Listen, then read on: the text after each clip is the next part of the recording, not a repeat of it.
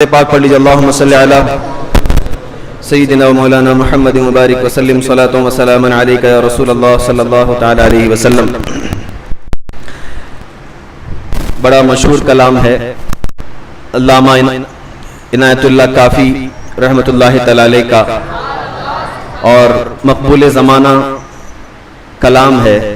بس اس سعادت کے ساتھ پڑھنے کی کوشش کر رہا ہوں کہ جن لوگوں نے بھی ختم نبوت اور تحفظ ناموس رسالت کی خاطر اس کلام کو پڑھا ہے، ان پڑھنے والوں میں اس فقیر کا بھی نام شامل ہو جائے۔ بلند آواز سے درود مبارکہ پڑھ لیں۔ اللہم صلی علی سیدنا و مولانا محمد مبارک وسلم صلاۃ و سلام علیک یا رسول اللہ صلی اللہ تعالی علیہ وسلم۔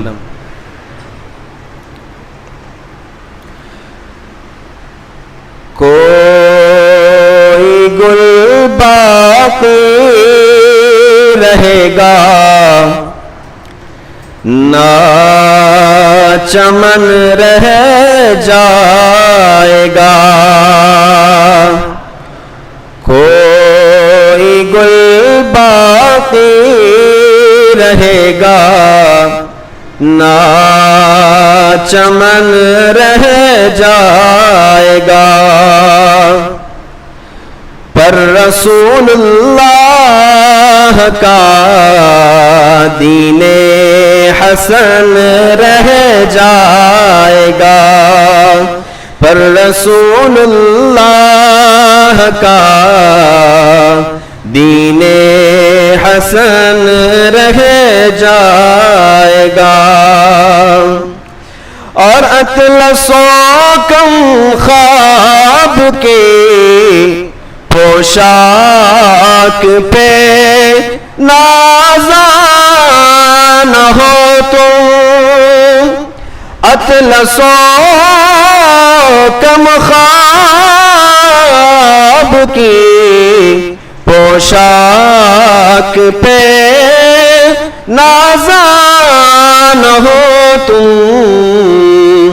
اس تنے بے جان پر خاکی کفن رہ جائے گا، اس تنے بے جان پر خاکی کفن رہ جائے گا، پر رسول اللہ کا دین حسن رہ جائے گا، اور نام شاہان جہاں مٹ جائیں گے، لیکن یہاں نام شاہان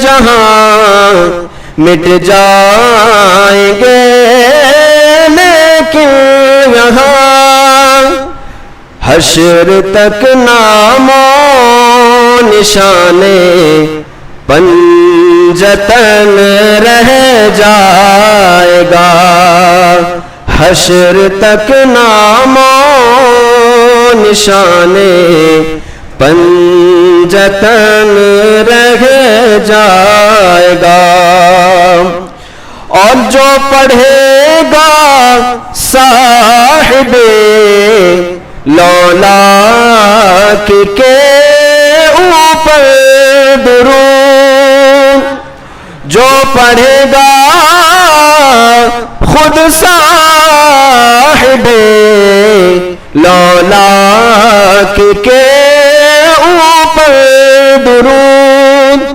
آگ سے محفوظ اس کا تن بدن رہ جائے گا، آگ سے محفوظ اس کا تن بدن رہ جائے گا،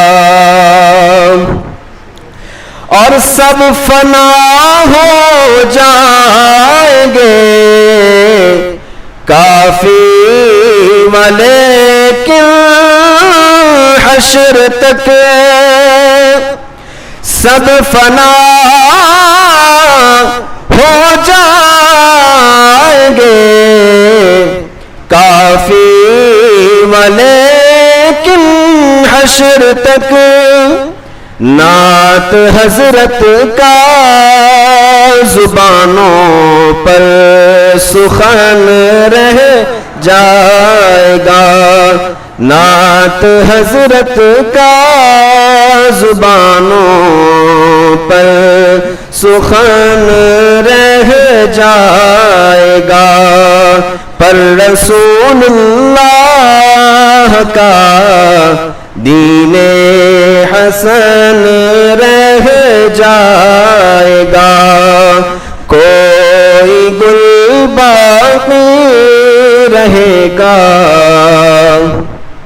نہ چمن رہ جائے گا، پر رسول اللہ کا دین حسن رہ جائے گا۔ السلام علیکم ورحمۃ اللہ وبرکاتہ۔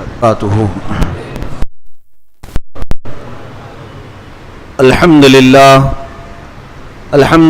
الحنان المنان الذي خلق الانسان وعلمه البيان، والصلاة والسلام على رسوله سيد الانس والجان وعلى آله واصحابه ذوي الخير والاحسان، اما بعد، فاعوذ بالله من الشيطان الرجيم، بسم الله الرحمن الرحيم، لن تنالوا البر حتى تنفقوا مما تحبون، صدق الله مولانا العظيم، وبلغنا رسوله النبي الأمين المتين المختار، ونحن على ذلك من الشاهدين والشاكرين والحمد لله رب العالمين۔ بارگاہ رسالت معاب صلی اللہ علیہ وسلم میں درود پاک کا ہدیہ پیش کریں۔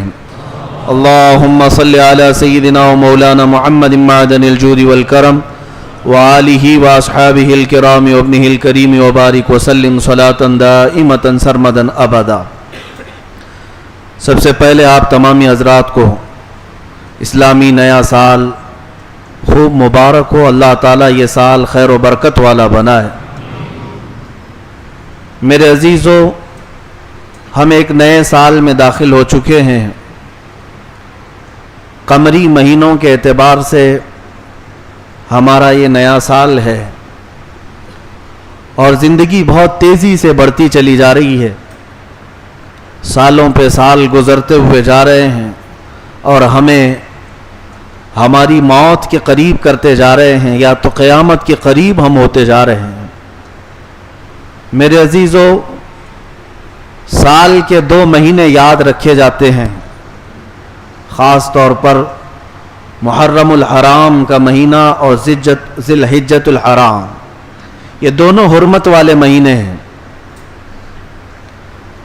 ذی الحجہ جو حج کا مہینہ ہے، عزت کے معنی میں عرض کر رہا ہوں، اور اس کے بعد محرم کا مہینہ ایک سال کے شروع میں آتا ہے اور ایک سال کے سب سے اخیر میں آتا ہے۔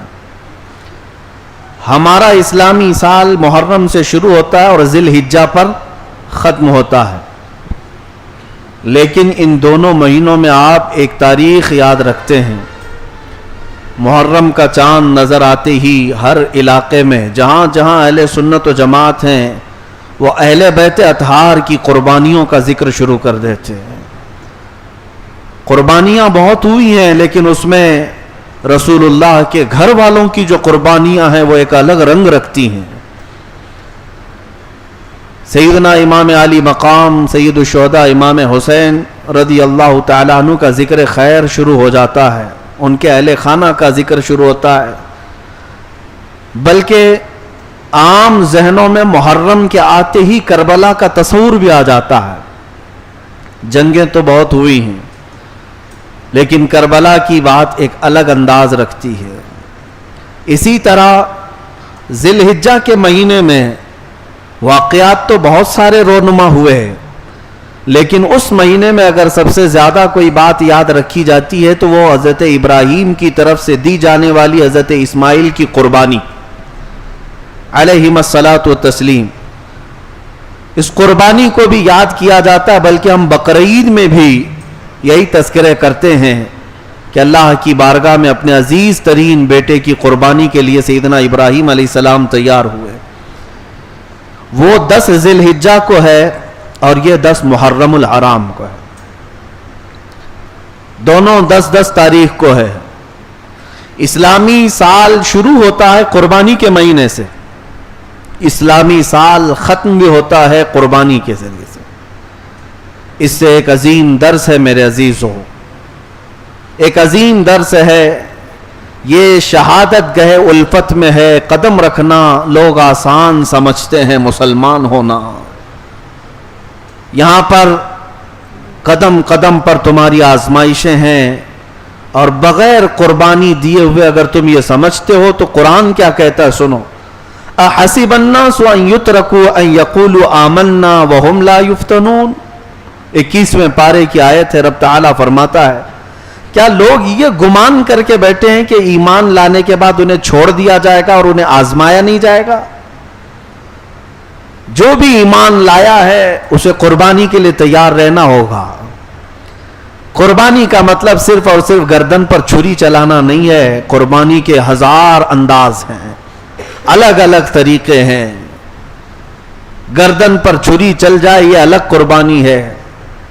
لیکن آپ کو یہ بات بھی یاد ہونی چاہیے جس چیز کو تم عزیز رکھتے ہو اس چیز کو دے دینا یہ بھی قربانی ہے. مال اگر تمہیں عزیز ہے اور اس مال کو اگر آپ نے دے دیا ہے تو مال کی قربانی.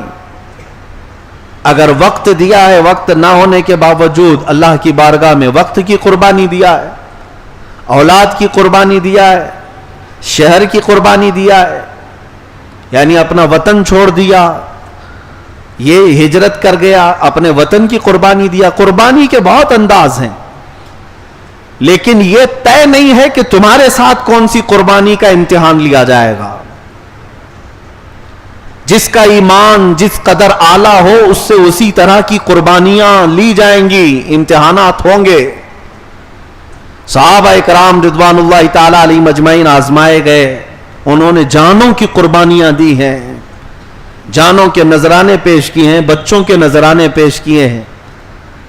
میرے عزیزوں، آج تمہاری اگر اتنی بڑی حیثیت نہ بھی ہو تو لیکن یہ بات طے ہے کہ کوئی نہ کوئی چیز تمہیں قربان تو کرنا ہی ہوگا. اگر ایمان ہے، اگر ایمان پر باقی رہنا ہے، کم سے کم کس چیز کی قربانی ہوگی؟ مثال کے طور پر میں آپ کو بتاؤں، ایسا زندگی میں کبھی موقع نہیں آیا کہ تمہیں اپنی گردن کی قربانی دینے پڑے. ہو سکتا ہے کبھی ایسی نوبت نہیں آئی، کبھی ایسی مڈ بھیڑ نہیں ہوئی کہ تمہیں گردن کی قربانی دینے پڑے. ہو سکتا ہے نہ آیا ایسا موقع. یا یہ بھی ہو سکتا ہے کہ زندگی بھر کبھی مال کی قربانی دینے کی بھی نوبت نہیں آئی. یہ بھی ہو سکتا ہے کہ زندگی بھر کبھی اولاد کی قربانی دینے کی نوبت نہ آئے. یہ بھی ہو سکتا ہے کہ اپنے شہر وطن رشتہ داروں کی قربانی دینے کا بھی موقع نہ ملے. لیکن ایک بات طے ہے، ایک بات طے ہے، چاہے غریب ہو کہ امیر ہو، چاہے کمزور ہو کہ طاقتور ہو، ایک قربانی تو دینا ہی ہے، وہ ہے خواہشات کی قربانی. وہ اپنے خواہشات اور اپنے نفس کی قربانی. یہ ہر ایک کے ساتھ ہے، یہ پیسے والے کے ساتھ بھی ہے اور غریب آدمی کے ساتھ بھی ہے. اور اسی لیے رسول کریم صلی اللہ تعالی علیہ وسلم نے اس قربانی کو بڑا جہاد فرمایا کہ جو اپنے نفس کی قربانی دے دے اس نے بڑا جہاد کیا ہے. اور گردن کی قربانی دینے والا وہ جہاد اصغر میں شریک ہوا. اب آپ اندازہ کر سکتے ہیں میرے عزیزوں کہ آپ کو قربانی تو دینا ہی ہے. اور آج کے دور میں سمجھتا ہوں سب سے زیادہ جو تمہیں قربانی کا اور اپنی کسی چیز کو پیش کرنے کا یا لٹانے کا کوئی موقع ملتا ہے تو وہ صرف اور صرف یہی ہے کہ دنیا کے ایسے عظیم چیلنجز تمہارے سامنے ہے کہ پوری دنیا مٹھی میں آ گئی ہے، گناہوں کے ڈھیر لے کر کے آئی ہے. اب تمہارا کٹھن امتحان ہے. وہ زمانہ اچھا تھا جب چھوٹی بڑی تلواریں لے کر چاہے زنگ آلود ہی کیوں نہ ہو میدان میں اتر جاتے تھے. مقابلہ آرائی ہوتی تھی اور جہاد میں شریک ہو جاتے اور اپنی گردنوں کا نذرانہ دے دیتے. ان کے ساتھ اتنے معاملات نہیں تھے جو آج ہیں. لیکن آج کے زمانے میں نہ تلواروں کی نہ چاقو چھری کی یہ جنگیں نہیں ہیں. آج جو تمہارے ساتھ سب سے بڑی جنگ لڑی جا رہی ہے وہ انٹرنیٹ کی جنگ ہے. اسی میں ساری جنگیں ہوں گی. آپ دیکھ لیں پوری دنیا ٹیکنالوجی سے ایک دوسرے کو مات دیتی ہے, ایک دوسرے کو شکست دینے کے لیے تیار ہے. اب میں اگر کہوں تو ہو سکتا ہے میری بات کا ایکشن لیا جائے, لیکن کہنا ہماری مجبوری ہے کہ دنیا میں آج کچھ بیماریاں زور زبردستی پھیلائی گئیں اور اسے یہ باور کرایا گیا کہ یہ انسانوں کے جسموں سے پھیلنے والی بیماریاں ہیں, جبکہ سائنس کا علم رکھنے والے اور بڑے بڑے ریسرچ اسکالر یہ اچھی طرح سے جانتے ہیں کہ کئی ملک ایسے ہیں آج بھی جو بایو ویپن تیار کر رہے ہیں. بایو ویپن کیا چیز ہے؟ لیبارٹری کے اندر, لیب کے اندر ٹیکنالوجی کے مدد سے وائرس تیار کرنا اور دوسری کنٹریز میں چھوڑ دینا. یہ وائرس کی ایجاد, وائرس کی پیداوار یہی انٹرنیٹ کے دور میں دیکھنے کو مل رہی ہے. یہ جو اگلا دور آنے والا ہے انہی جنگوں کا دور ہے. انہی کے درمیان آپ سب کو اپنی قربانیاں بھی دینی ہے اور اپنے آپ کو بچا کر کے بھی رکھنا ہے. عزیزان گرامی وقار, میں ان حالات پر بعد میں آتا ہوں, لیکن مجھے تاریخ کے کچھ اوراق آپ کے سامنے کھول کے رکھنے ہیں. جس اسلام کو آج آپ اپنے گلے سے اور سینے سے لگا کر رکھتے ہیں, یہ اسلام اتنی آسانی سے تمہاری مسجدوں میں نہیں آیا ہے. یہ اسلام تمہارے گلی کوچوں میں آج اتنی آسانی سے نہیں آیا ہے. تم اگر یہ سمجھتے ہو کہ پھولوں کی سیج پر سج کر یہ ہمارے گھر تک آیا ہے تو تمہاری خام خیالی ہے. یہ ہم تک اگر پہنچا ہے اس کے لیے کئی قربانیاں, کئی لوگوں کے خون اس میں گئے ہیں, تمہیں اندازہ بھی نہیں ہے میرے عزیزو.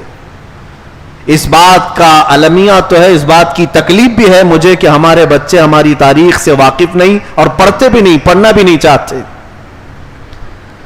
ان قربانیوں کا جب میں ذکر کرتا ہوں تو رونگٹے کھڑے ہو جاتے ہیں. سلطان محمود غزنوی کی بات ہے کہ جب ایک قلعے کو فتح کرنے کے لیے وہ اپنے بہت ہی طاقتور ہاتھیوں سے اس قلعے کے پھاٹک کو ٹکر دے رہے تھے.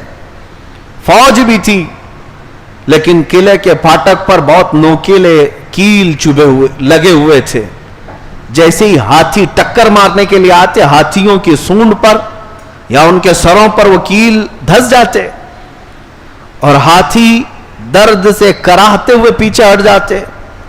اور اس کے علاوہ کسی کو وہ پھاٹک توڑنے کا اور اس پھاٹک کو کھولنے کا راستہ بھی نہیں تھا, طاقت بھی نہیں تھی.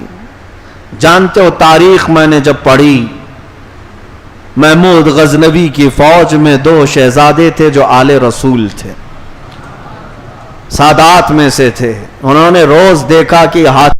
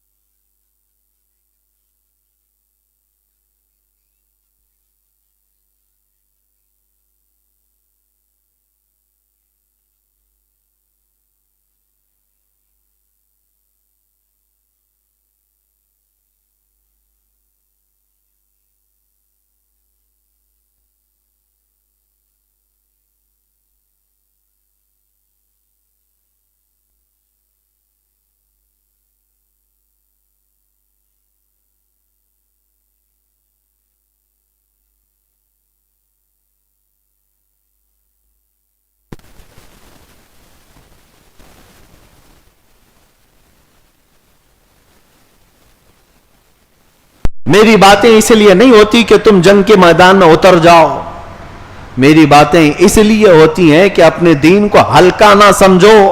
آسمان سے یا زمین سے کہیں سے بھی کوئی طوفان آئے، میرا دین حق تھا، حق ہے اور حق رہے گا. اس بات پر یقین رکھنے کے لیے ہم آپ کو ابھارتے ہیں، اس کے علاوہ اور کیا مسئلہ ہے؟ میرے عزیزوں، رسول کریم صلی اللہ تعالی علیہ وسلم کے صحابہ کی جو آزمائشیں ہوئی، کن کن معاملات پر انہوں نے قربانیاں پیش کی ہیں، مال کی بھی، اولاد کی بھی، جائیداد کی بھی، اور ساتھ ہی اپنے خواہشات کی بھی. ہر طرح کی قربانیوں کی مثالیں میں تمہارے پاس رکھ سکتا ہوں. آپ کو اندازہ ہوگا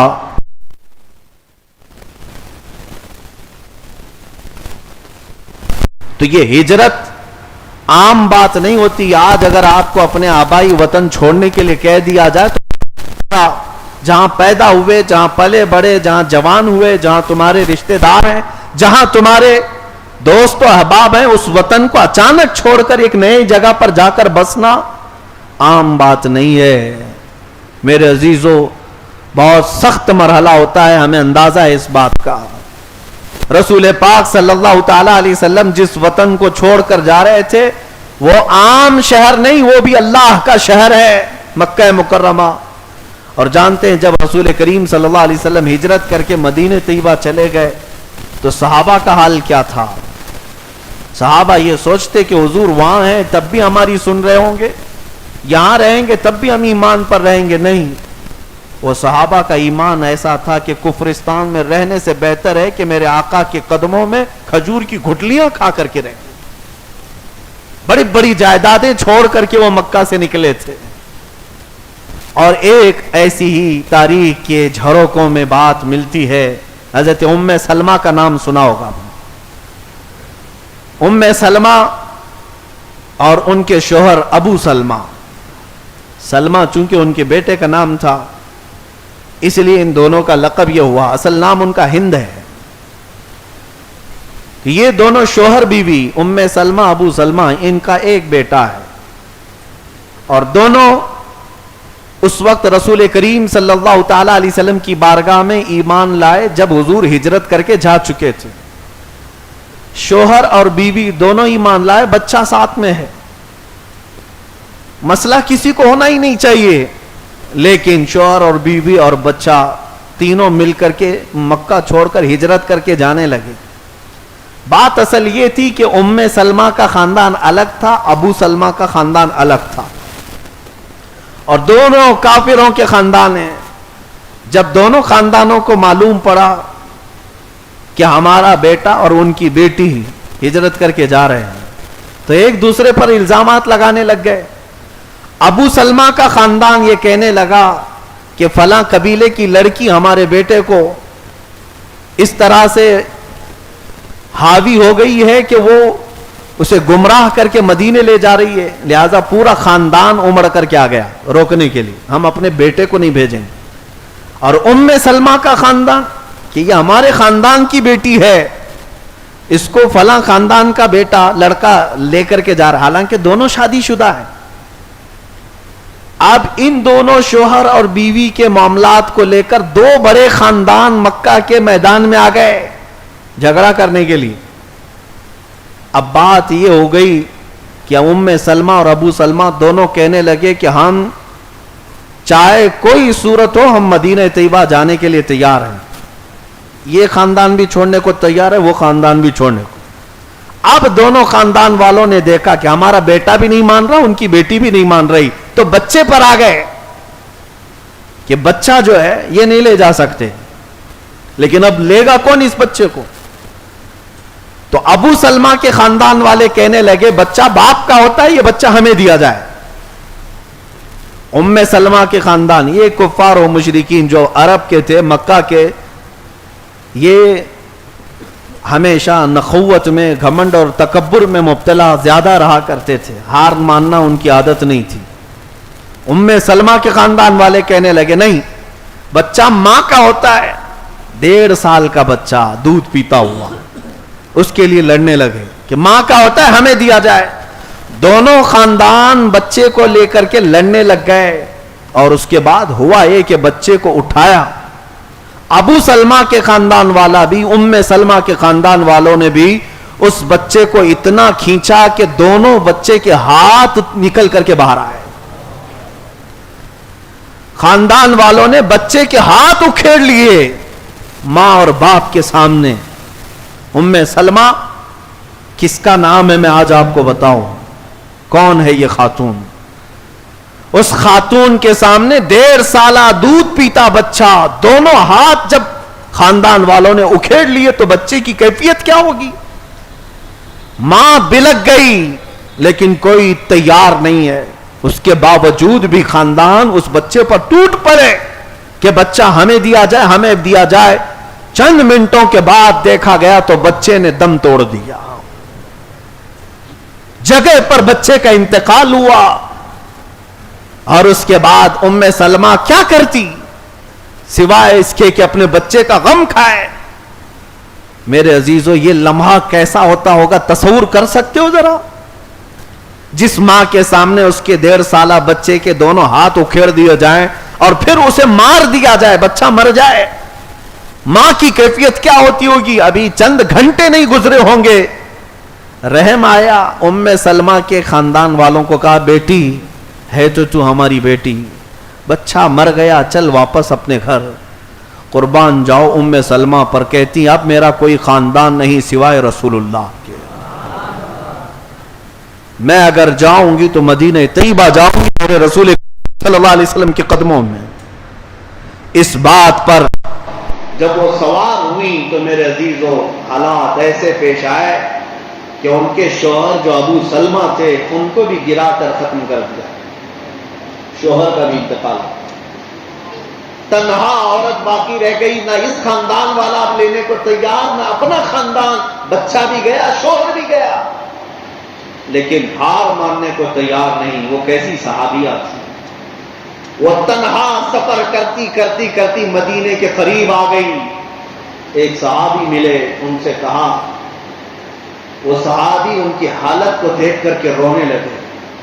مکہ سے ایک تنہا عورت سفر کر کے آ رہی ہے. جب اس نے اپنے دکھڑے سنائے، اپنے بچے کا غم، تو رو پڑے.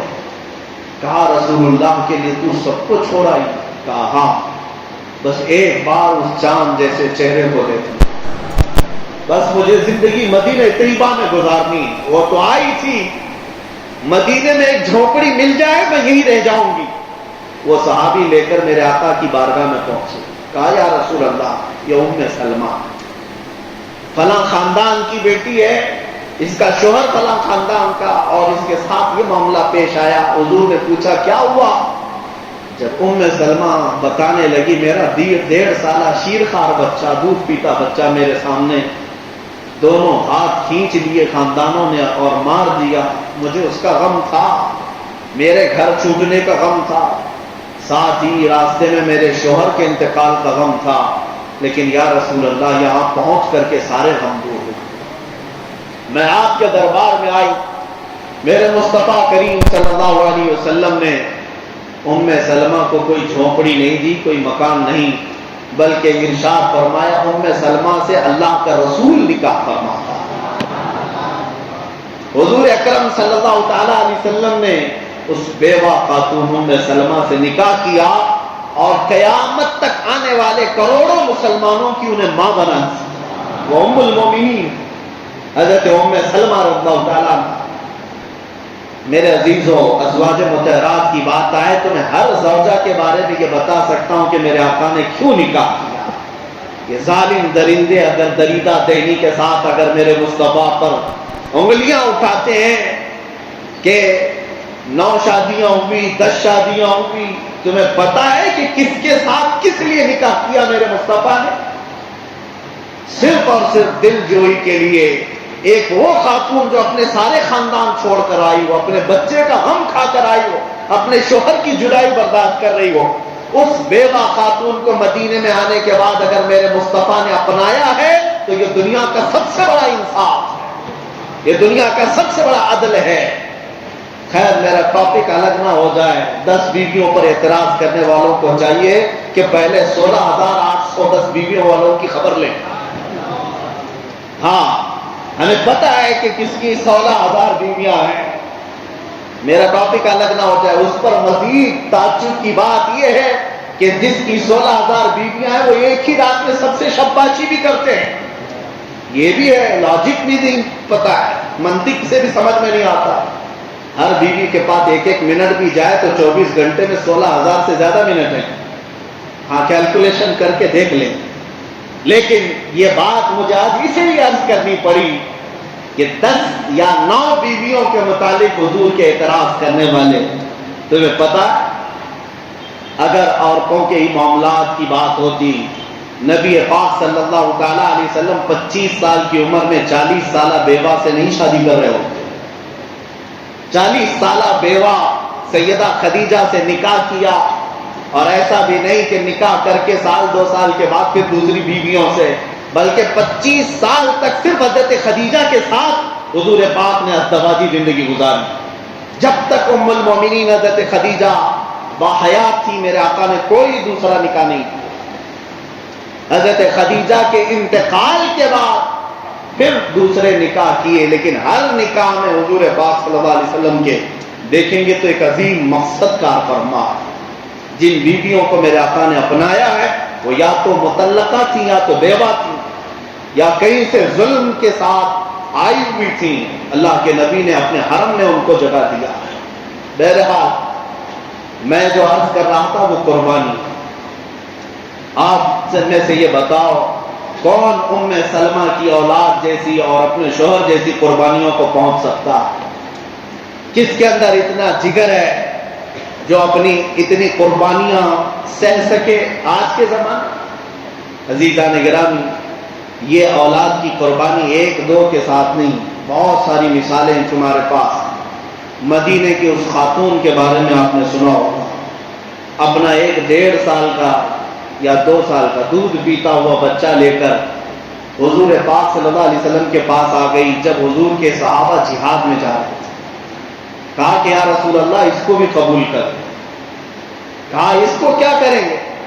وہ رونے لگی کہ مدینے کی ہر خاتون جس کے جوان بیٹے ہیں وہ سب آپ کے ساتھ بھیج چکی، کسی کا شوہر، کسی کا بھائی، کسی کا بیٹا آپ کے ساتھ ہے، میرے پاس کچھ نہیں سوائے اس بیٹے کے. میرا شوہر شہید ہو چکا ہے، بس یہ بیٹا میرے پاس ہے، اس کو لے آئی ہوں کہ کم سے کم یا رسول اللہ اس کو آپ قبول کر لیں. اس کا کیا ہوگا؟ وہ خاتون کہتی ہے میں جانتی ہوں میرا بیٹا تیر اور تلوار نہیں چلا سکتا، لیکن آپ مجاہد صحابہ کے ہاتھ میں دے دیں، جب دشمنوں کی طرف سے تیر چلے تو میرا بچہ ڈھال کے کام آ سکتا ہے، اس کو بچانے کے لیے استعمال کیا جا سکتا ہے. یہ وہ قربانیوں کا ذکر میں کر رہا ہوں میرے عزیزوں، جو آج دل پر پتھر باندھ کر کے بھی کوئی کھڑے ہونے کو تیار نہیں. ان کی اولاد کی قربانیاں، ان کے اپنے مال و متاع کی قربانیاں. سیدنا ابوبکر صدیق رضی اللہ تعالیٰ عنہ جس طرح مال کی قربانیاں دی، حضرت عثمان غنی نے جس طرح مال کی قربانیاں دی. آج اگر آپ کے پاس حساب کرنے کا انداز ہے تو میں آپ کو بتاتا ہوں، صرف جنگ تبوک کے موقع پر حضرت عثمان غنی رضی اللہ تعالیٰ عنہ کا جو خیرات شدہ مال ہے، توجہ چاہتا ہوں، حضور پاک صلی اللہ علیہ وسلم نے جب رغبت دلائی تھی کہ کوئی ہے جو اللہ کی راہ میں دے، تو حضرت عثمان غنی کھڑے ہوئے 1000 اونٹ ساز و سامان کے ساتھ. پھر حضور پاک نے دوبارہ کہا تو پھر انہوں نے 1000 اونٹ ساز و سامان کے ساتھ. پھر حضور نے پوچھا اور کوئی ہے، تو تیسری بات بھی حضرت عثمان غنی 1000 اونٹ ساز و سامان کے ساتھ. آپ نے روایت سنی ہوگی، لیکن آج میں یہ بتا دوں اس کا آج کے زمانے میں اگر حساب کیا جائے کتنا انہوں نے ایک دن میں خیرات کیا تھا تو تقریباً 120 کروڑ کی مالیت ہوتی ہے. 1 ارب 20 کروڑ کی مالیت تقریباً، جو انہوں نے ایک بار میرے مصطفیٰ کے فرمان پر قربان کیا تھا. میرے عزیزو، 1000 روپے کی چٹھی دے کر کے لوگ ایڈورٹائز کرتے ہیں. مسجد میں 100 روپے کی نوٹ جھولی میں ڈالنا ہو تو 4 لوگوں کو دکھانا پڑتا ہے کہ ہم نے بھی دیا. لیکن وہ رسول اللہ کے جانثار صحابی جنہوں نے ایک بار میرے مصطفیٰ کریم صلی اللہ علیہ وسلم کے حکم پر کروڑوں، آج کتنے دان کرنے والے ہوں گے، لیکن لا کر کے دکھاؤ حضرت عثمان غنی کی طرح ایک وقت میں میرے آقا صلی اللہ علیہ وسلم کی ایک زبان پر اس طرح سے دی ہو۔ ابھی میں آپ کو بتاؤں، حج کے سفر میں مدینہ طیبہ کے دوران میں گزر رہا تھا، حضور کی مسجد نبوی کے قریب میں ہی جو بڑی بڑی عمارتیں بنی ہوئی ہوٹل، 14 منزلیں، ان ہوٹلوں میں آج حجاج قیام کرتے ہیں، لیکن میں آپ کو بات یہ بتا رہا ہوں، جانا تو شاید آپ کو بھی نظر آ جائے۔ باب السلام سے نکلنے کے بعد تھوڑے سے آگے کے بعد ایک بہت ہی بلند و بالا ہوٹل ہے جس میں حجاج قیام کرتے ہیں، 14 منزلے کی کافی بڑی عمارت ہے۔ ہوٹل کا نام ہے وقف عثمان ابن عفان۔ حضرت عثمان بن عفان کے مال سے بنا ہوا ہوٹل آج بھی مدینے میں ہے، آج بھی 14 صدیاں گزر گئی، ان کے اللہ کی راہ میں دیے ہوئے اس مال کو اللہ نے آج تک ختم نہیں کرا، بلکہ وہاں کی میونسپلٹی کا خرچہ بھی حضرت عثمان غنی کے مال سے چلتا ہے۔ عزیزان گرامی، یہ مال کی قربانیاں تھیں۔ رسول کریم صلی اللہ تعالی علیہ وسلم نے جس کو جس چیز کے لیے حکم فرمایا وہ کرے۔ اب جو بات آتی ہے وہ اپنے خواہشات کی قربانی۔ مال دے دینا کبھی آسان ہوتا ہے، جان دے دینا کبھی آسان ہو جاتا ہے، لیکن اپنی خواہشات سے پیچھے ہٹنا ہے بہت مشکل ہو جاتا ہے۔ ہاں، میں یہ بات ریپیٹ کرتا ہوں، دہراتا ہوں آپ کے سامنے، خواہشات کی قربانیاں بہت ہی اہم ہوتی ہیں۔ خواہشات میں جو آتی ہیں وہ اپنی بیویاں بھی ہیں، اولاد بھی ہے، مال بھی ہے، اپنی عادتیں بھی ہیں، یہ سب خواہشات میں آتی ہیں، لیکن ان پر بھی صحابہ کرام نے بڑی بڑی مثالیں قائم رکھی ہیں۔ آپ نے سنا ہوگا ایک صحابی جن کو عبداللہ اسود کہا جاتا ہے اور تاریخ میں ان کا نام سعد بھی ہے، رضی اللہ تعالی حضرت سعد کالے تھے، جوان سے حضور کی بارگاہ میں آئے، کہا نکاح کرنے کی خواہش ہے لیکن کوئی بیٹی دیتا نہیں۔ نبی پاک صلی اللہ علیہ وسلم نے مدینے کے ایک انصار صحابی جو ابھی نئے اسلام میں آئے ہوئے تھے، ان کی بیٹی بڑی حسین تھی، خوبصورت تھی، حضور نے فرمایا جا ان کے گھر پیغام لے کر جا۔ یہ آئے، وہ مدینے کے جو صحابی تھے عمر ان کا نام، حضرت عمر ان کی بیٹی مدینے کی خوبصورت ترین لڑکیوں میں سے، وہ صحابی اور اپنی اہلیہ کے ساتھ بیٹھے تھے، اور یہ نوجوان جو کالے رنگ کے ہیں آئے، کہا کہ حضور پاک صلی اللہ علیہ وسلم نے بھیجا ہے۔ کہا کیوں بھیجا ہے؟ کہا سنا کہ آپ کے گھر میں جوان بیٹی ہے، میں نکاح کا پیغام لے آیا۔ تو صحابی نے اوپر سے نیچے ان کو دیکھا، شکل کالی ہے، ان کی بیٹی نہایت خوبصورت۔ میرے عزیزو، یہ امتحان کی گھڑی ہوتی ہے۔ کہا شوہر اور بیوی دیکھتے رہے، ایسا کیسے ہوگا ہماری اتنی خوبصورت بیٹی ان کے ساتھ نکاح کر دیں۔ میں آپ کو بتاتا ہوں، میچنگ ضروری ہے، آپ بھی کریں، میں اس کے خلاف نہیں جا رہا، لیکن یہ بات یہاں مسئلہ الگ ہے، یہاں مسئلہ الگ ہے۔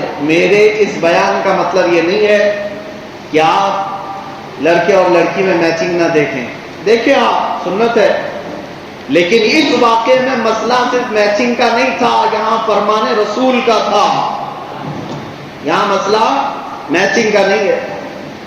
دونوں صحابہ، وہ صحابی اور صحابیہ اہلیہ دونوں دیکھتے ہیں اور ان سے کہتے ہیں اچھا حضور نے بھیجا ہے، ٹھیک ہے ہم دیکھ کر کے جواب دے دیں گے، آپ جائیے۔ اس صحابی کے لیے تعجب کی بات نہیں تھی، روز ریجیکٹ ہوتے تھے کہیں نہ کہیں، ان کے لیے تعجب کی بات نہیں تھی۔ کہا یہاں پر بھی وہی ہوا جو ہوتا ہے، وہ چلے گئے۔ لیکن اس واقعے میں جو سب سے اہم رول ہے اس شہزادی کا، جو خوبصورت ترین تھی، وہ گھر کے اندر بیٹھی سن رہی تھی۔ جب وہ کالے نوجوان چلے گئے، नौजवान शहजादी अंदर से आई, अपने माँ बाप से पूछती कौन आया था? कहा बेटी कोई आया।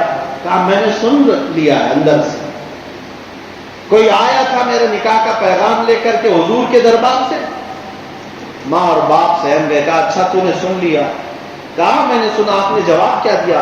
कहा देखती नहीं बेटा, वो तेरे मैच का है, तेरे बराबर का है, उसकी शक्ल बराबर तेरे से मिलती नहीं है। कहा फिर क्या सोचा आपने? हुजूर से जाकर के बात करेंगे। वो दोशीदा, वो नौजवान शहजादी रोने लग गई। कहा मुझे अल्लाह के अजाब से डर लगता है। कह मेरे वालिद है, मेरी वालिदा, आपने क्या किया आज आपको अंदाजा है? आपने सिर्फ आने वाले का रंग दिया देखा, भेजने वाले का रंग नहीं देखा। किसने भेजा था ये आपने नहीं देखा। कसम रब्बे जुल जलाल की, अगर रसूलुल्लाह ने उसको भेजा है तो जिंदगी भर मैं उसकी नौकरानी बनकर रहने को तैयार, इसलिए कि मेरे आका की तरफ से है। ये है ख्वाहिशात की कुर्बानी मेरे नबी के नाम पर। ख्वाहिशात की कुर्बानी। कौन सी खूबसूरत लड़की नहीं चाहती कि उसका शोहर अच्छा खासा हो, लेकिन उस लड़की के दिल से अगर ख्वाहिशात खत्म हुई तो सिर्फ रसूलुल्लाह की रजा के। अब माँ और बाप दोनों ने अपनी बेटी की बात सुनी तो दौड़ते हुए मस्जिद नबवी की तरफ गए, जबकि रसूल करीम सल्लल्लाहु तआला अलैहि वसल्लम के पास वो सहाबी पहले से जाकर सुना रहे थे कि मैं गया था, मैंने बात रखी, लेकिन उन्होंने टाल मटोल किया। अल्लाह के हबीब सल्लल्लाहु अलैहि वसल्लम अभी उनकी बात सुन रहे थे कि पीछे से दौड़ते हुए ये माँ बाप भी आ गए लड़की के।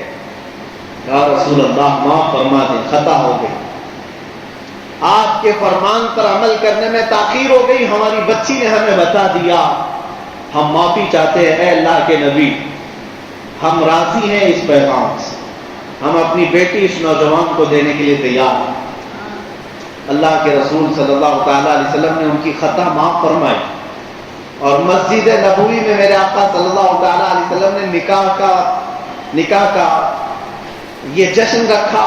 निकाह का मसला वहीं तय होना था, लेकिन ये वो दिन था जब अल्लाह के हबीब सल्लल्लाहु अलैहि वसल्लम को जंगे उहद के लिए रात को निकलना था, जंग में जाना था।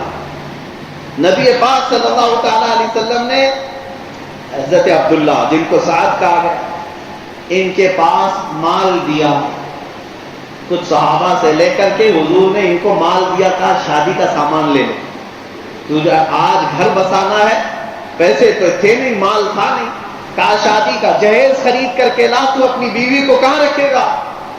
ये खुशी खुशी गए और जहेज का सामान खरीदने के लिए बाजार में गए तो वहां एक मुनादी ऐलान कर रहा था, है मुसलमानों, अल्लाह के नबी सल्लल्लाहु अलैहि वसल्लम जिहाद के लिए निकल रहे हैं, मुशरिकीन ने हमला किया है, तुम में से कौन है जो नबी पाक के शाना बशाना खड़ा हो जाए, हुजूर के साथ कौन जाने को तैयार है।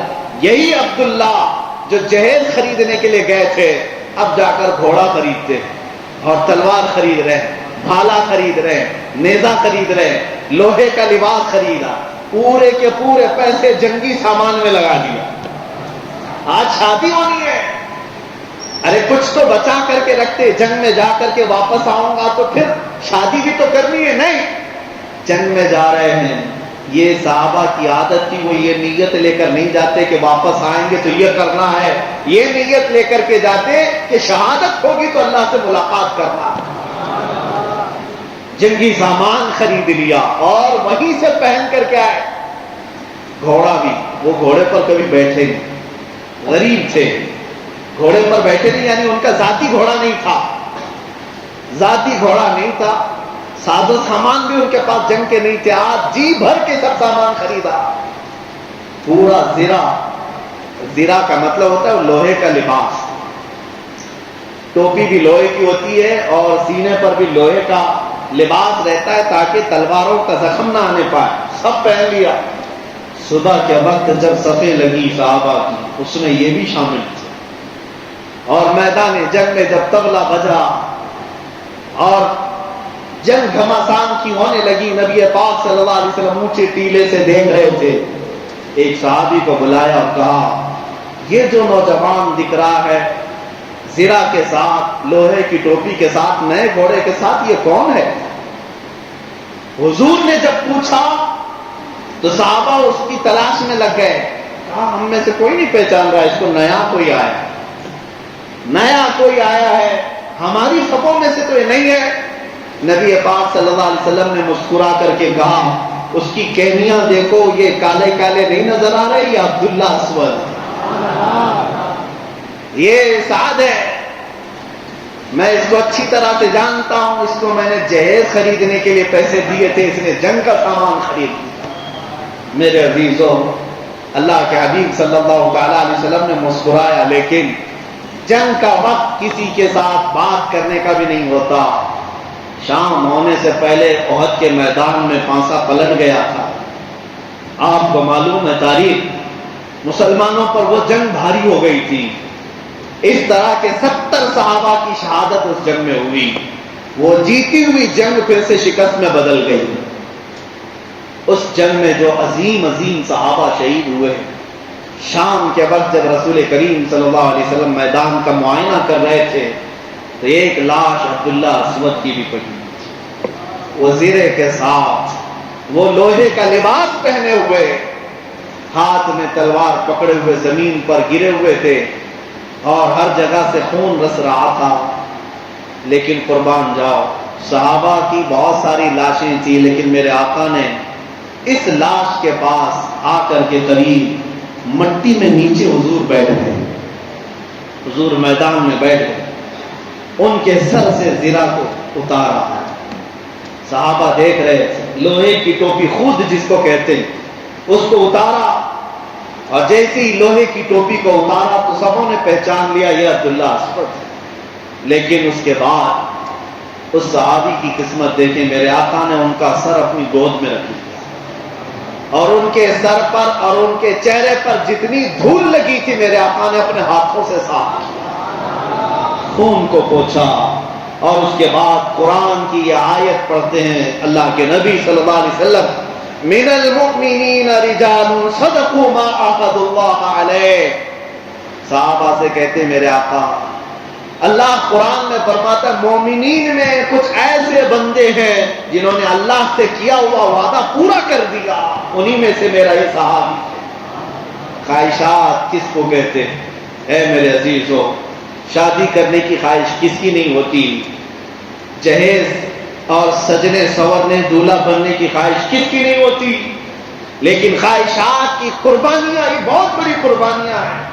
اور اس کے بعد وہ زرہ, وہ خود, وہ تلوار, وہ گھوڑا, جنگ کے بعد جب مدینے لایا گیا رسول پاک صلی اللہ علیہ وسلم نے سب کو جمع کیا اور اس انصاری صحابی کی جو بیٹی تھی ان کو دیا اور کہا میں نے رات میں ان کا نکاح پڑھایا تھا, یہ اس کی وارث ہوئی. ایک رات بھی نہیں گزارے, شوہر بیوی تو ہو چکے تھے, نکاح ہوا تھا. یہ ان کی قربانیاں تھیں. انہوں نے ہر چیز پر اللہ کی رضا کو, رسول کی محبت کو مقدم رکھا.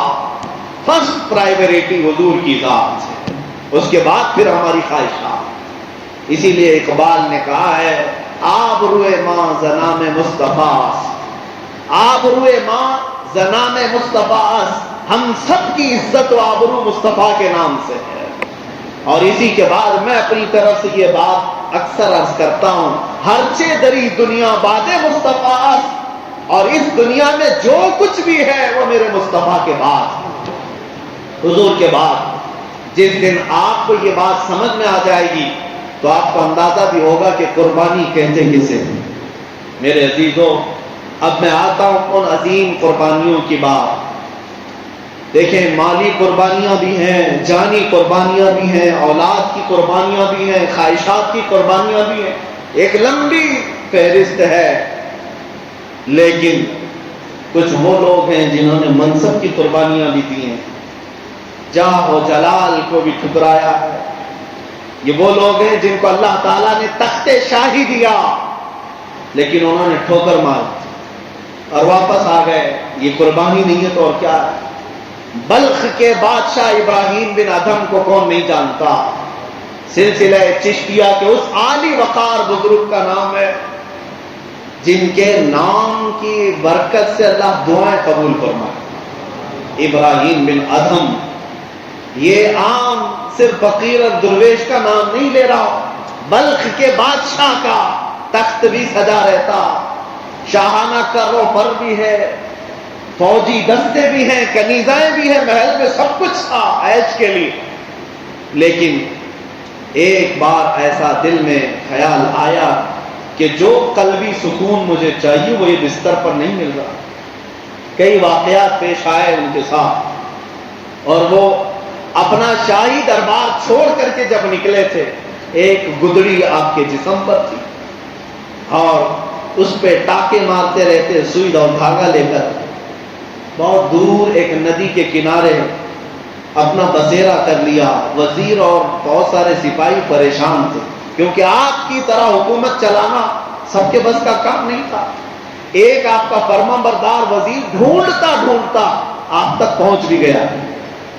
دیکھا اس بادشاہ کی آج حالت یہ ہے کہ گدڑی پہنا ہے، ہاتھ میں سوئی دھاگا ہے اور تاک رہا ہے. خاموشی کے ساتھ وزیر جا کر کھڑا ہوا. جو شاہانہ طریقے ہوا کرتے تھے شاہی دربار کے، اسی انداز میں کہا، بادشاہ سلامت، یہ آپ نے کیا حال بنا رکھا ہے؟ چلے محل میں، تخت آپ کا انتظار کر رہا ہے، مسند اور کرسی آپ کا انتظار کر رہی ہے. آپ نے آنکھیں اٹھائی اور دیکھا کہ میں جس کو سب چھوڑ کر کے آیا، یہاں تم بھی پہنچ گئے. بات کرتے کرتے ان کی سوئی دریا میں گر گئی. کہا کہ تم میرے بڑے فرما بردار ہو، تم میرے وزیر ہو، سپاہی ہو، وفادار ہو. کہا بالکل، میں آپ کا وفادار ہوں، سچا ہوں آپ کا، اس لیے تو یہاں تک آیا. ابراہیم بن ادھم نے کہا، اگر تو میرا سچا وفادار ہے، دیکھ میری سوئی دریا میں گری ہے، لے کر آ. جا وہ ڈھونڈ کر لیا. کہا اتنا بڑا سمندر اور آپ کی اتنی چھوٹی سوئی میں کیسے ڈھونڈ سکتا ہوں؟ کہا تو نہیں لا سکے گا. پھر ابراہیم بن ادھم نے سمندر کی طرف، دریا کی طرف دیکھ کر کہا، اے اللہ کی مخلوق، میں نے دنیا سب ترک کر دیا ہے اس رحمان کے لیے، کیا میری ایک چھوٹی سوئی کوئی مچھلی لا سکتی ہے؟ تاریخ میں موجود ہے ہزاروں مچھلیاں اپنے منہ میں سونے اور چاندی کی سوئیاں لے کر باہر آئیں. ابراہیم بن ادھم نے سب کی طرف دیکھا اور کہا، نہیں، میری وہی والی سوئی چاہیے جو میں اپنے گاؤں سے لے کر چلا تھا. مجھے یہ سونے اور چاندی کی سوئیوں کی کوئی ضرورت نہیں. ایک مچھلی کے منہ میں وہ ان کی پرانی والی سوئی تھی، وہ آپ نے اس کو نکال لی. میں آپ کو بتاتا ہوں. پھر ابراہیم بن ادھم نے اس وزیر کی طرف دیکھ کر کے کہا، دیکھ وہ تخت اچھا تھا کہ یہ تخت اچھا ہے. ہم نے اللہ کے لیے کسی چیز کو چھوڑا ہے تو رب تعالیٰ نے ساری مخلوق کو ہمارا تابع بنایا. قربانی دینے کے بعد یہ مت سمجھو کہ سب لٹ جائے گا، پلس ہو کر کے ملنا اللہ کی بارگاہ. اسی لیے کہا گیا ہے میرے عزیزو، قتل حسین اصل میں مرگ یزید ہے. اسلام زندہ ہوتا ہے ہر کربلا کے بعد. اس خون حسین کو رائے گاہ نہیں جانا ہے. کربلا کے میدان میں اگر قتل ہو گیا ہے تو قربانی بہت عظیم ہے، لیکن کیا سمجھتے ہو کہ وہاں پر قربانی کے بعد سب ختم ہو گیا؟ نہیں. تاریخ آج بھی ان کفار و مشرکین اور دشمنوں کو ہر محرم پر زناٹے دار تھپڑ مارتی ہے. دیکھ وہ یزیدی، دیکھ وہ تخت یزید پر بیٹھے ہوئے ظالم، آج دیکھ 1400 سال کے بعد بھی خون حسین آج کس طرح چمک رہا ہے. ہر علاقے سے حسین حسین کی آواز آج پھر بھی آتی ہے، لیکن ڈھونڈ کر کے دکھا کہ یزید کا بچہ یا یزید کا نام کسی گلی کوچے میں نظر آتا. اور پھر میں تو پریکٹیکل بتاؤں آپ کو، پریکٹیکل تاج اور تخت سب کچھ جس کے پاس تھا. دمشق کی سرزمین تخت تھی، اس یزید کا شاہانہ کرو پر تھا. صرف ایک حسین سے لڑنے کے لیے جس نے 22,000 کا لشکر بھیجا، سب کچھ تو وہاں تھا. لیکن آج جاؤ، آپ کو اگر میسر ہو تو ملک شام دمشق بھی چلے جانا، اور اللہ نے توفیق دی تو عراق کے کربلا میں بھی چلے جانا. دمشق جا کر کے، دمشق جا کر کے اچھے اچھوں سے پوچھ لینا. تاریخ میں ہم نے سنا ہے کہ امیر معاویہ کا بیٹا یزید نام کا ایک ظالم تھا، اور اس نے تخت بچھایا تھا. کہاں ہے اس کی قبر؟ شاید کچھ پرانے تاریخ جاننے والے لوگ آپ کو لے کر کے جائیں گے ایسی جگہ پر جہاں پورے دمشق کا کچرا پھینکا جاتا ہے، جہاں مرے ہوئے جانور ڈالے جاتے ہیں، جہاں پر آپ ناک بند کر کے کھڑے نہ ہو سکیں. اور پھر آؤ عراق کی سرزمین پر، اور پھر کسی بھی ایک مسلمان سے پوچھو، سنا ہے یہاں ایک میدان تھا کربلا کا، اور وہاں پر میرے رسول کی آل کے ٹکڑے ٹکڑے کر دیے گئے تھے. کیا وہ جسم ٹکڑے کرنے کے بعد بکھر گیا؟ نہیں، تمہیں ہر کوئی وہاں ہاتھ پکڑ کر کے لے جائے گا اور میدان میں ایسا کھڑا کرے گا میرے عزیزوں، جانے کے بعد پتہ چلے گا یہاں کوئی قتل، یہاں کوئی خون، یہاں کوئی ٹکڑا نہیں. 14 صدیوں کے بعد بھی آج ایک عظیم بادشاہ کے محل کی طرح حسین کا جھنڈا لہرا رہا ہے. قربانیاں دینے کے بعد رائے گاہ نہیں جاتی، ایک بات یاد رکھے. اور ان ظالموں کو بھی میں دعوت دیتا ہوں، تم اگر ہمارے خون کے پیاسے ہو تو لے لو یہ خون، اگر تم ہماری جان کے پیاسے ہو تو لے لو یہ جان. جس دن چاہتے ہو پھانسی پر چڑھنے کے لیے، ابھی آپ کے سامنے مولانا نعت پڑھ رہے تھے نظمی میاں رحمت اللہ علیہ کی، انہوں نے بھی یہ کہا ہے عشق گر جرم ہے تو سزا دی جائے. ہمارا جرم کیا ہے؟ حضور سے بے پناہ عشق کرتے ہیں، محبت کرتے ہیں، یہی تو درد ہے دنیا کو. میں یہی کہتا ہوں، دعوت دیتا ہوں، عشق گر جرم ہے تو سزا دی جائے، پر شرط یہ ہے کہ یہ در محبوب پر دی جائے. بس اتنی ہے خواہش، تو اتنی ہے.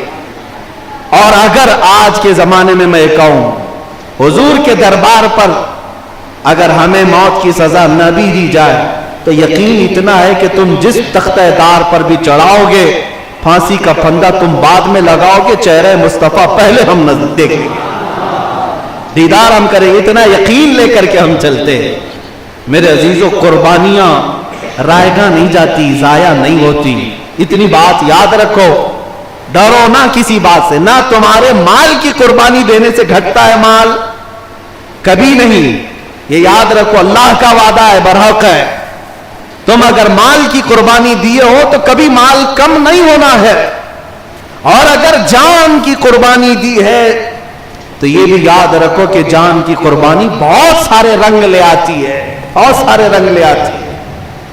ایک بات کی طرف میں آپ کو لے چلتا ہوں، چلو کوئی قربانی کی بات نہیں، نہ مال کی نہ جان کی. بیٹھتے ہیں گھر میں، سارے کواڑ، سارے دروازے بند کر بیٹھتے ہیں، صرف پکائیں گے، کھائیں گے اور سوئیں گے. مجھے بتاؤ کب تک جئیں گے؟ 80 سال 90 سال؟ ارے زیادہ بیٹھو گے تو بڑی بیماریاں لگیں گی.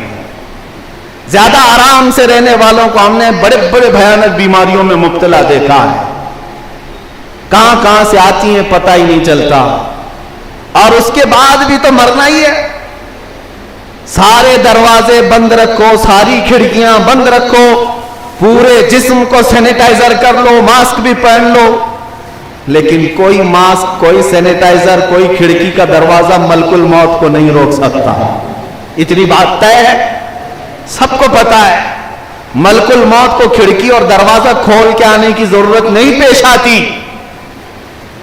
میرے عزیزوں، ماں کے پیٹ میں جو بچے زندہ ہیں، 9 مہینے سے پہلے اگر ان کے دنیا میں آنا نہ لکھا گیا ہو، ملک الموت پیٹ کے اندر سے بھی بچے کی روح نکالتے. کیا مرے ہوئے بچے نہیں پیدا ہوتے؟ اگر اس بچے کو دنیا میں زندہ رہنا نہ لکھا گیا ہو، وہ ماں کے پیٹ کے اندر سے بھی روح کو قبض کرتے ہیں.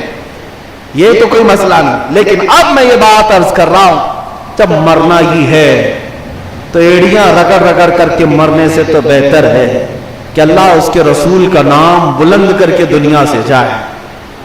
اور تمنا یہ کیوں نہ رکھیں کہ اللہ تعالی ہمیں شہادت کی موت عطا فرمائے، شہادت کی موت عطا فرمائے. میرے عزیزوں، ہم 10 روزہ یہاں پر اجلاس کیا کرتے تھے، وہ تاریخ مجھے یاد ہے، اور وہ سما یقیناً وہ کولپیٹ اور مومن محلے کی ہی شان ہے جو یاد حسین سے بھر جاتا تھا. آج میں محرم کی ہی تاریخ ہے، لیکن صرف ایک دن کے لیے آپ کے ہاں حاضر آیا، کوئی زیادہ ٹینشن بھی نہ لے لیں ہبلی کے، اس لیے کہ بہت سارے ہمارے رشتہ دار وہ ٹینشن میں آ جاتے ہیں. 3 مہینے پہلے 1 مہینے کے لیے یہاں آ گیا تھا, اب محرم آ گیا تو پھر 10 دن کے لیے آ گیا ہو. نہیں, صرف آج 1 دن کے لیے آیا ہوں. یہ اس لیے بھی اعلان کر رہا ہوں کہ کمری پیٹ والے, انڈی پمپ والے سارے لوگ سکون سے رہے, کوئی ٹینشن نہ لے. لیکن آج 1 دن میں ہی یہ جو یاد حسین کی ایک جھلکی میں دے کر جانا چاہتا ہوں, تاکہ اگر موقع رہا, اللہ نے زندگی باقی رہی, تو عاشورہ کے دن اگر حاضری ہو گئی تو شہادت کی بات بھی ضرور عرض کروں گا انشاءاللہ. امام عالی مقام سید الشہداء کی قربانیوں کی بات کرتا ہوں. میں نے قربانی کے ٹاپک پر آپ سے کلام کیا آج. صحابہ کی قربانیاں, میرے آقا صلی اللہ تعالی علیہ وسلم کے عظیم جانثاروں کی قربانی. اس پر مزید ایک بہت بڑی قربانی کا میں ذکر کروں آپ کو, اللہ کے نبی صلی اللہ علیہ وسلم. میں آپ کو ایک بات بتاتا ہوں. ہماری ٹیم جب کام کر رہی ہوتی ہے 7-8 لوگ, ابھی میرے ساتھ ایک بڑا ہی صدمہ ہوا تھا. ہمارے ایک ساتھی اچانک انتقال کر گئے. وہ ہمارے بڑے عزیز تھے, مشیر خاص تھے, لیکن جیسے ہی ان کا انتقال ہوا اتنا صدمہ لگا کہ خالی خالی لگنے لگا. ایک ساتھی اگر ہم سے دور جائے تو کئی دن تک صدمہ ہوتا ہے. میرے عزیزو, ہمارا کون سا بڑا کام ہے, ہم کون سا بہت بڑا دین کا کام کر رہے ہیں, اور ہمارے ساتھی بھی ویسے کتنے بڑے ساتھی ہیں, نارمل ہی ہیں. اس کے باوجود میں نے محسوس کیا صدمہ لگتا ہے, غم ہوتا ہے ایک ساتھی کے جانے پر. کبھی آپ سوچ سکتے ہو اس رسول پاک صلی اللہ علیہ وسلم کے صبر کا کتنا بڑا امتحان ہوگا جب احد کے میدان میں میرے آقا کھڑے ہو, ان کے عزیز ترین چچا امیر حمزہ کا سینہ چیرا جا رہا ہو, پھاڑ کر کے کلیجہ نکالا جا رہا ہو, اور پھر حضور کے سامنے ہی کچا کلیجہ چبایا جا رہا ہو. ہم اپنے ایک ساتھی کی موت برداشت نہیں کر پاتے, غم ہلکا نہیں ہوتا. مہینے گزر گئے, آج نبی پاک نے اپنے عزیز چچا, وہ کون سے چچا جو ہمیشہ ڈھال بن کر رہتے تھے حضور کے ساتھ, کسی کی مجال نہیں تھی امیر حمزہ اگر کھڑے ہو تو حضور کی طرف کوئی آنکھ اٹھا کر دیکھے, پہلوان تھے, جانتے ہیں زندگی بھر میرے آقا کو اس کا دکھ تھا امیر حمزہ کو جس طرح قتل کیا گیا. 17 غزوات میں میرے آقا نے اپنے ساتھیوں کو جاتے ہوئے دیکھا ہے.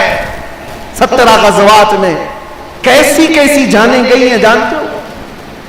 اس میں میرے آقا کی کتنی بڑی قربانی, جمے رہنا, ڈٹے رہنا. ان سب جانوں کے جانے کے بعد حضور اکرم صلی اللہ علیہ وسلم بدر کے میدان میں گئے. اگرچہ بدر میں اسلام کو فتح ہوئی, لیکن جانتے ہیں حضور کے گھر کا حال کیا تھا. حضور کی اپنی بیٹی حضرت رقیہ دم توڑ رہی تھی, بیمار تھی. میرے آقا مدینے میں نہیں تھے, اپنی عزیز بیٹی. بدر کے میدان میں میرے آقا مصروف ہیں, اس وقت بیٹی کا انتقال ہوا, حضور جنازے میں نہیں آ سکے. حضرت عثمان غنی نے خود اپنے ہاتھوں سے دفن کیا حضرت رقیہ کو. حضور پاک صلی اللہ تعالی علیہ وسلم کے 3 بیٹے ہوئے, تینوں کو حضور نے بچپن میں اپنے ہاتھوں سے دفن کیا. بڑی بیٹی سیدہ زینب جن کا نکاح بھی حضور نے کیا, نکاح کے بعد ان کے گھر بیٹی بھی ہوئی. حضور اپنی نواسی کو بڑا کھلایا کرتے تھے. حضرت امامہ, اس بچی کو لے کر میرے آقا اکثر مسجد نبوی میں آتے, نمازیں پڑھاتے. اس سیدہ زینب کو حضور اکرم صلی اللہ علیہ وسلم کے سامنے ہی موت آئی. حضور نے ان کا بھی جنازہ پڑھایا اور دفن کیا. تیسری بیٹی حضرت ام کلثوم حضور کے سامنے ہی دم توڑ گئی, وفات پا گئی. گھر کا حال تو یہ ہے کہ 3 بیٹے اپنے سامنے گئے, 3 بیٹیاں اپنے سامنے گئی ہیں. بیٹے تو بچپن میں, بیٹیاں جوانی میں, سب کو دفن کیا میرے آقا نے. وہ کتنا مضبوط کندھا تھا, وہ کتنا مضبوط کندھا تھا جب اپنے چچا امیر حمزہ کو اٹھایا. اتنا ہی نہیں, احد کے میدان میں جو واقعات پیش آئے, اللہ اکبر, تاریخ بہت طویل ہے, بہت طویل ہے. میں نے جتنا احد کے میدان کے بارے میں پڑھا ہے, باقی 17 غزوات کے بارے میں اتنے شہادتیں اور اتنی المناک واقعات نہیں ملتے. ایک صحابی عبداللہ بن جہش میرے آقا صلی اللہ تعالی علیہ وسلم کے بڑے خاص صحابی تھے, رفیق تھے, حضور کے لیے سب قربان کرتے تھے. احد کے میدان میں جانتے ان کے ساتھ کیا ہوا؟ کافروں نے ان کو پتھروں سے مارا تھا، اور جب وہ شہید ہوئے تو ان کے ہاتھ پیر سب کاٹے گئے، ناک کان ہونٹ سب کاٹے گئے، اتنے اتنے ٹکڑے کیے گئے، اور کافروں نے حضرت عبداللہ بن جہش کے جسم کے ٹکڑوں کو ایک دھاگے میں پرو کر ہار بنا کر پہن لیا تھا۔ یہ بھی رسول اللہ نے اپنے آنکھوں سے دیکھا۔ تصور کرو ہے میرے عزیزوں، تمہارا اگر کوئی ساتھی تمہارے سامنے جس کے ساتھ تم روز بیٹھ کر کے مشورے کرتے ہو، ایسے ساتھی کے جانے کا کتنا غم ہوتا ہے جانتے ہو؟ جنازہ اٹھانا مشکل ہو جاتا ہے جب ایک ساتھی چھوڑ جاتا ہے۔ نبی پاک نے یہ سارے المناک واقعات دیکھے۔ سعد ابن ربی احد کے میدان میں، میرے آقا ان کو اکثر پوچھتے تھے، کہاں ہے سعد؟ تھوڑی تھوڑی دیر پر حضور پوچھتے تھے۔ احد کے میدان میں جب سب شہادت پا رہے تھے، میرے آقا نے پوچھا سعد ابن ربی کو دیکھ لو زندہ ہے یا وہ بھی چلا۔ صحابہ ڈھونڈنے کے لیے آئے، پکار رہے تھے سعد ابن ربی ہے کہیں میدان میں؟ لاشوں کے نیچے سے آواز آ رہی تھی، ہاں میں زندہ ہوں۔ کئی لاشیں ہٹائی گئی تو سعد ابن ربی زندہ ملے، لیکن اس حالت میں کہ جسم پر 12 نیزے لگے ہوئے تھے، پیٹ پھٹا ہوا تھا، پیٹ پھٹا ہوا ہے، پیٹ کی چیزیں باہر آ، لیکن سانس چل رہی ہے ابھی۔ 2 صحابہ آئے، دیکھے 12 نیزے لگے، پیٹ پھٹ گیا ہے۔ انہوں نے پھر بھی پوچھا کیا ہوا؟ صحابہ نے کہا اللہ کے رسول نے تجھے پوچھا۔ وہیں سے کہنے لگے میں کامیاب ہوا رب کعبہ کی قسم، اے میرے ساتھیو جاؤ اللہ کے نبی کو میرا سلام کہہ دینا، میں وہاں تک نہیں پہنچ پاؤں گا، بلغ منی نبینا السلام، میرا سلام کہہ دو۔ لیکن جاتے جاتے اس صحابی نے یہ بھی کہا یاد رکھو اے میرے ساتھیو، تم اگر زندہ رہے اور تمہاری زندگی میں اگر کوئی حضور تک پہنچ گیا اس کا ہاتھ، تو قیامت کے دن تم نہیں معاف کیے جاؤ، انتقال کر دو۔ نبی پاک صلی اللہ علیہ وسلم نے ان صحابہ کا بھی جنازہ اٹھایا۔ انس بن نذیر ایک صحابی ہیں جن کے جسم کے ساتھ ایسا ہو گیا تھا کہ سوائے ان کی شہادت کی انگلی کے کچھ بھی نہیں ملا، کچھ نہیں ملا، مسل دیا گیا تھا گھوڑوں کے ٹانک سے، صرف ان کی ایک انگلی ملی جس سے ان کی بہن نے پہچانا کہ یہ میرا بھائی انس بن نذیر ہے، باقی پہچان کے لیے کوئی چیز نہیں تھی۔ ہے میرے عزیزو، کیا یہ سارے جو منظر میں بتا رہا ہوں برداشت کے قابل ہے؟ سہ سکو گے آج؟ جسم پھٹا ہوا ہو، سر پھٹا ہوا ہو، کلیجے نکلے ہوئے ہو، کون دیکھ سکتا ہے آج؟ لیکن ان سارے المناک واقعات کو میرے مصطفیٰ نے دیکھا، اسی امت کے لیے دیکھا، اس پیغام کو ہم تک پہنچانے کے لیے ہزاروں قربانیاں ہیں۔ اگر تم یہ سمجھتے ہو کہ گوشت مچھلی انڈے کھا کر کے اسلام پھیلا ہے تو خام خیالی میں ہو۔ یہ شہادت کے الفت میں ہے، قدم رکھنا لوگ آسان سمجھتے ہیں، مسلمان ہونا۔ اخیر میں اپنی گفتگو کے اختتام پر آتا ہوں۔ آج ہم عقیدت کے نذرانے پیش کرنے کے لیے آئے ہیں اس کربلا کے عظیم دولہ کی بارگاہ میں جس نے تاریخ رقم کر رکھی ہے، ایسی تاریخ کہ سب کے صبر جا کر کے وہاں ختم ہو جاتے ہیں، سب کے صبر جا کر ختم ہو جاتے ہیں۔ ایک بزرگ کے بارے میں نے پڑھا تھا، حضرت سیدنا غوث گوالیاری رحمۃ اللہ علیہ، وہ اپنی نواسی کے ساتھ جا رہے تھے، 8 سال کی بچی تھی، ڈاکو بیچ راستے میں آئے اور انہوں نے آپ کا جبہ کھینچا، آپ نے کہا چھوڑ دو۔ اولیاء میں اکثر یہ فطرت ہے معاف کرنا، رحم کرنا، صبر کرنا۔ آپ نے کہا میں صبر کروں گا، ان کو کچھ نہیں کہوں۔ پھر تھوڑی دیر کے بعد ان ڈاکوؤں نے آپ پر دھول ڈالی، مٹی ڈالی، چھیڑخانی کی۔ آپ نے کہا میں صبر کرتا ہوں، ان کو معاف کر۔ آگے بڑھتے رہے، لیکن وہ شریر گنڈے ایسے تھے، 8 سال کی بچی، ان کی نواسی ساتھ میں جا رہی تھی، ایک ڈاکو آیا، اس بچی کے کان میں جو بالیاں رہتی ہیں انگلی ڈال کر کھینچ دیا تو کان پھٹ گیا، چھوٹی بچی تھی، کان ہی تو پھٹا تھا، لیکن جلال اتنا آیا سیدنا غوث گوالیاری کو، آپ نے ان ظالموں کی طرف نظر اٹھائی، انگلی یوں اٹھائی، وہ ڈاکو اس طرح ہوا میں اچھلا کہ واپس آ کر زمین پر گر پڑا، اس کا بھیجا کھل گیا۔ مر گئے. ساتھ میں آپ کے ایک اور بزرگ تھے, انہوں نے پوچھا غوث گوالیاری سے, آپ تو کہہ رہے تھے آپ صبر کر رہے ہیں, آپ تو کہہ رہے تھے آپ معاف کر رہے ہیں. تب ان کی آنکھوں سے آنسو آئے, کہا سن لو ایک تاریخ بتا جاتا ہوں, اپنے بچوں کے درد پر صبر کرنا صرف حسین کا کام, وہاں کوئی نہیں پہنچ پائے گا. یہ سید الشہداء. ہم اپنی بچی کے کان پھٹنے کو برداشت نہیں کر پاتے, اس مولا حسین نے 6 ماہ کے علی اصغر کے گلے میں تیر چبھتے ہوئے بھی دیکھا ہے. پیاس کے لیے تڑپتا ہوا وہ بچہ جب حلق پر تیر چلا گیا ہو اور خون نکل کر کے باپ کے چہرے پر آتا ہو, کیا کیفیت ہو سکتی ہے؟ سوچ سکتے ہو؟ تصور میں لا سکتے ہو؟ جب جوان بیٹے بار بار اجازت مانگ کر کے میدان میں جاتے ہو, چاہے وہ امام قاسم ہو چاہے وہ علی اکبر ہو, بھیجنے کے لیے کتنا بڑا دل چاہیے. پتا ہے کہ کس کے ساتھ مقابلہ ہے, میرا ایک جوان بیٹا ہے, لڑے گا تو سامنے ہزار لوگ آئیں گے, پتا ہے باپ کو, لیکن تقاضا یہی تھا کہ بھیجا.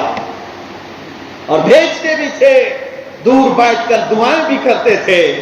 لیکن جب جوان بیٹے آخری دم پر آ جاتے ہیں, تیروں سے زخمی ہو کر گرتے, تو اپنے باپ کو چاچا کو پکارتے. یہی 60 سالہ عمر میں حسین اعظم, یہی 55-56 سال کی عمر تھی اس وقت, جب جاتے اور کندھے پر اسی جوان کو اٹھا کر خیمے میں لاتے.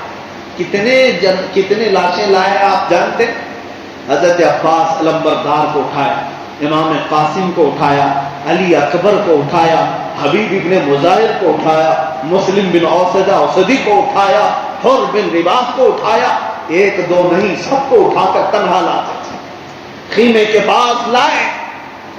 ایک بار اگر حادثہ ہو جاتا ہے نا کہیں, ایک گاڑی کسی میں ایکسیڈنٹ ہوتا, 2-3 لوگ ایک ساتھ مر جائے, پھر جنازے کا حال دیکھنا, شہر ٹوٹ پڑتا ہے. کیا ہوتا ہے کہ نہیں ہوتا؟ کبھی اگر ایسا ایکسیڈنٹ ہو گیا, 2-3 لوگ ایک ساتھ انتقال کر گئے, ان جنازوں میں بھیڑ امر پڑتی ہے, اور ہر ایک کی زبان پر یہ ہوتا ہے بہت برا حادثہ ہوا, بہت برا حادثہ ہوا. یہاں پورا شہر ایک حادثے کو دیکھنے کے لیے آ جاتا ہے. کربلا کے میدان میں ان بڑے بڑے حادثوں کو دیکھنے کے لیے سوائے حسین کے کوئی نہیں تھا. بڑے بڑے حادثوں کو دیکھنے کے لیے اٹھاتے تھے اپنے کندھوں پر اور لے کر کے آتے خیمے کے بعد. دفن کرنے تک کا بھی وقت نہیں تھا, پھر دوسرے کو بھیج دینا پڑتا. میرے عزیزوں, کس کس کی قربانیاں وہاں حسین اعظم نے نہیں دیکھی. وہ کیسا وقت تھا, وہ کیسا سما تھا. محرم کی یہ یادیں آتی ہیں تو رونگٹے کھڑے ہو جاتے ہیں. میرے عزیزوں, آج ایک بات میں آپ کو سنا کر جاتا ہوں. اگر زندگی باقی رہی تو انشاءاللہ عاشورہ میں آؤں گا, اللہ نے اگر چاہا. لیکن ایک بات میں ضرور کہوں گا, کربلا کی داستانیں, خون حسین کو ہم صرف رلانے کے لیے نہیں بیان کرتے کہ تم رو کر کے یہاں پہ جاؤ, آنکھیں بھیگو کر کے چلے جاؤ. اور ہم بھی اپنے جذبات میں بول کر کے صرف رونا اور رلانا نہیں چاہتے, بلکہ اس خون کا حق ادا کرنا آج ہم سب پر فرض ہے. ہم سب پر فرض ہے. کربلا کی داستان رونے کے لیے نہیں سنائی جاتی. کربلا کی داستان اس دلوں کے دل سے خوف نکال کر کے انہیں جوان مرد شیر بنانے کے لیے سنائی جاتی ہے. اس لیے سنائی جاتی ہے کہ ہمارا ہر بچہ حیدر کرار کے اس عظیم بیٹے کی طرح ان کا غلام بن کر کے میدان میں کھڑا رہے. کربلا کے واقعات اس بار بھی سننا اگر آپ کو نصیب ہو, کسی بھی عالم اہل سنت سے ضرور سنیں, اور اس کے بعد صرف رو کر کے بند نہ کریں, بلکہ یہ طے کر کے اٹھیں کہ حسین اعظم کے خون کا ایک قطرہ بھی جو زمین پر گرا ہے وہ ہم سب کو بیدار کرنے کے لیے گرا ہے, ہم سب کو سینچنے کے لیے گرا ہے. اور میں محسوس کرتا ہوں دنیا بھر کی مسجدوں کی اذانوں میں اور ان کے میناروں میں, یہ مسجدوں میں جو آج رنگ و روغن ہے, جو رونق ہے, یہ خون حسین کی بازیابی ہے. حسین اعظم کی قربانی کا یہ رنگ ہے میرے عزیزوں. اس لیے اس کو ہم بار بار یاد کرتے ہیں اور اپنے بچوں کو حسینی بنانا چاہتے ہیں. یاد رکھو, آج پھر سے یزیدی دور آیا ہے, فتنے ویسی ہیں, اور ایک نہیں 100 یزید آئے, 100 یزید آئے ہیں، لیکن ہر محلہ، ہر علاقہ، ہر شہر، ہر بستی حسین کو ڈھونڈ رہی ہے۔ کوئی غلام حسین کھڑا ہو جائے اور ان یزیدیوں کا قلعہ پاش کر رکھے۔ اس لیے اے بچوں، آج کے زمانے میں تمہارا صرف اور صرف اتنا جذبہ ہو، جیوں گا تو حق مذہب کے ساتھ، اسلام کے ساتھ جیوں گا، اور میرے نبی پاک صلی اللہ علیہ وسلم کے دین کے ساتھ کوئی کمپرومائز نہیں کروں گا۔ حسین اعظم نے جس دین کو سینچنے کے لیے خون دیا ہے، اس دین کی آبیاری کے لیے میں اپنے خون کے آخری قطرے تک لڑتا رہوں گا انشاءاللہ، میں لڑتا رہوں گا انشاءاللہ۔ ظالموں کی طاقت، ظالموں کے تخت، ظالموں کے پیسے آج مجھے روک نہیں سکیں گے انشاءاللہ۔ میں بھی یہاں عہد کر کے اٹھتا ہوں اس بات کو لے کر کے، تمہاری حکومتیں ہوں گی بہت بڑی بڑی، تمہاری طاقتیں ہوں گی بہت بڑی بڑی، ہو سکتا ہے تمہارے پاس جال بچھا ہو، فوج کا، پولیس کا، ڈپارٹمنٹ کا، سب کچھ ہوگا۔ ہو سکتا ہے ہم فقیر ہیں، ہم کچھ نہیں عاری ہیں، لیکن اتنی بات ہمیں یقین کے ساتھ معلوم ہے کہ اگر خون کا قطرہ بھی ہمارا بہے گا تو وہ شعر یاد کر لینا، اسلام زندہ ہوتا ہے ہر کربلا کے بعد، اسلام زندہ ہوتا ہے ہر کربلا کے بعد۔ اگر کربلا کی تاریخ رقم کرنی پھر سے ضرورت پیش آئی تو اللہ گواہ رہے کہ مولا کریم ہمیں کوفہ والوں میں اور یزیدوں میں ہرگز نہ شمار کر، اگر ہمارے گھر میں آدھی روٹی بھی ہو مولا ہمیں حسین کی فوج میں شمار کرنا۔ وآخر دعوانا الحمدللہ رب العالمین۔